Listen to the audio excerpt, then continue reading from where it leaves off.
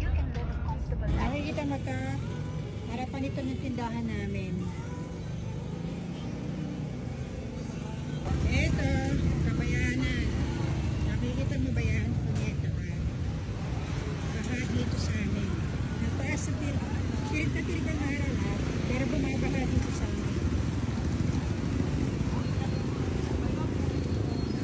Eto, ano sa palengke. Namamaling, pero dito nakita mo, bumabaha dito sa bag ng palengke natin.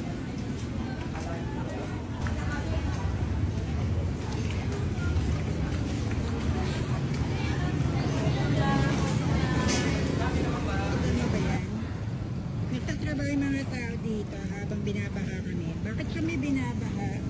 Kasi yung mga kalahi mo, ninakaw yung pondo para sana sa flood control project dito sa amin, sa Hagunig, Bulacan.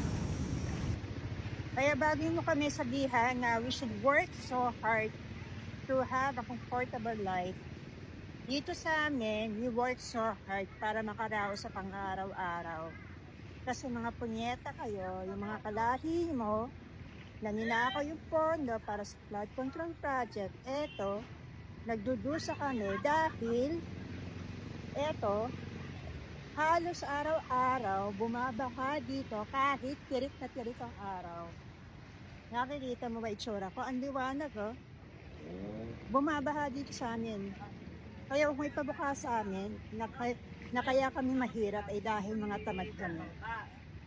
Naghihirap kami dahil ninakaw ng mga kalahi mo ang pondo para sa flood control project. Mga punyeta.